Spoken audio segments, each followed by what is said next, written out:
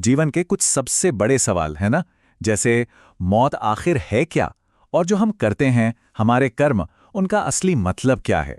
तो चलिए, आज हम एक ऐसे ही गहरे फिलोसॉफिकल कॉन्सेप्ट की परतों को खोलते हैं जो इन सवालों से जुड़ा है।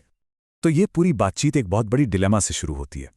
सोचिए एक ऐसी सिचुएशन के बारे में जहां आपका फर्ज, आपकी ड्यूटी, आपको आपके ही अपनों के खिलाफ खड़ा कर दे। कुछ ऐसा ही हुआ था कुरुक्षेत्र में अर्जुन के साथ।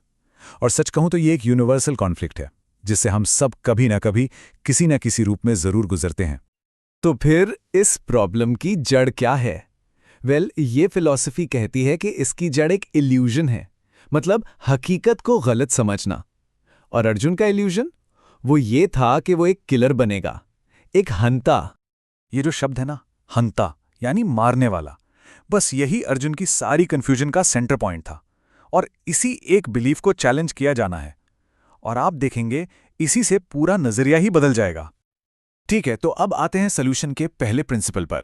और यह सिद्धांत एक ऐसी चीज के होने की बात करता है, एक ऐसा एलिमेंट जिसे कभी भी किसी भी हालत में डिस्ट्रॉय नहीं किया जा सकता। ये बात बहुत प्रोफाउंड है। मतलब जो कुछ भी हमें इस दुनिया में दिख रहा है, उसके हर एक जर्रे में एक ऐसी कॉन्शियसनेस है जिसे कोई खत्म नहीं कर सकता। ये वो हकीकत है जो हमारी आंखों से दिखाई नहीं देती।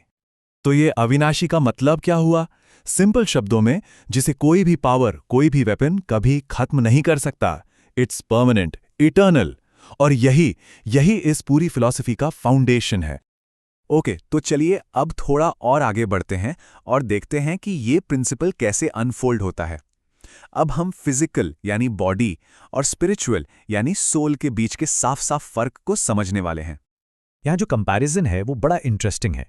एक तरफ है हमारा ये शरीर जो पैदा होता है और एक दिन खत्म हो जाता है, पेरिश हो जाता है। और दूसरी तरफ है सोल, आत्मा, जो इटर्नल है, इंडिस्ट्रक्टिबल है, जिसे मेजर भी नहीं किया जा सकता। और यही हमारा असली परमानेंट सेल्फ है। और देखिए, सबसे इंपॉर्टेंट बात यह है कि इस फिलॉसफी का एक प्रैक्टिकल इम्प्लीकेशन भी है। जैसे ही यह समझ आता है कि बॉडी और सोल अलग हैं, एक्शन लेने का, कर्म करने का एक नया बेसिस मिल जाता है। इसीलिए इसी लॉजिक पर अर्जुन को अपना फर्ज निभाने यानी युद्ध करने के लिए कहा जाता है। अब हम इस टीचिंग के क्लाइमैक्स पर आ रहे हैं, एक ऐसे पॉइंट पर जो लाइफ और डेथ के बारे में हमारे नॉर्मल आइडियाज को डायरेक्टली चैलेंज करता है। याद है अर्जुन का वो इल्यूजन कि वो हंता बनेगा, मारने वाला बनेगा। यहां उसे डायरेक्टली रिजेक्ट किया जा रहा है।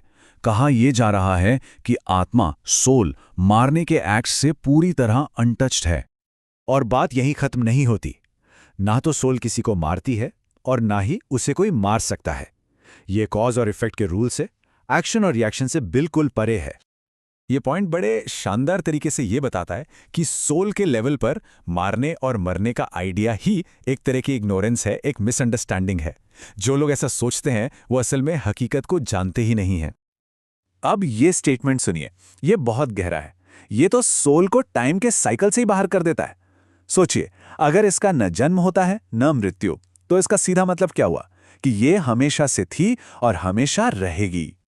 सोल की क्वालिटीज को यहां और क्लियर किया गया है। अजन्मा मतलब अनबॉर्न, नित्य यानी कांस्टेंट, हमेशा रहने वाली, सनातन इटर्नल, और पुरातन एंशिएंट, जो टाइम की शुरुआत से भी पहले से है। और ये रहा आखिरी सबसे पावरफुल कंक्लूजन। शरीर खत्म हो सकता है, बॉडी नष्ट हो सकती है, लेकिन वो कॉन्शियसनेस जो इस बॉडी को चलाती है वो हमेशा रहती है। बॉडी का एंड सोल का एंड नहीं है। तो चलिए अब इन सारे फिलोसॉफिकल डॉट्स को कनेक्ट करते हैं और देखते हैं कि ये सब मिलकर उस ओरिजिनल प्रॉब्लम को कैसे सॉल्व करते हैं। तो अल्टीमेटली ये नॉलेज सीधे सीधे अर्जुन के डिलेमा का सोल्यूशन है। अगर सोल इमॉर्टल है, अमर है, तो फिर ना कोई हंता है यानी मारने वाला, और ना ही कोई हता है यानी मरने वाला। और इस अंडरस्टैंडिंग के साथ ही एक्शन का बोझ और गिल्ट का इल्यूजन दोनों खत्म हो जाते हैं। और ये पूरी बातचीत हम इसी एक सवाल पर छोड़ते हैं। अगर हमारा असली सेल्फ इमॉर्टल और इंडिस्ट्रक्टिबल है, तो फिर हमारी डे टू डे लाइफ के जो काम हैं, हमारी ड्यूटीज, हमारे स्ट्रगल्स, उनका असली मतलब क्या है? सोचने वाली बात है ना।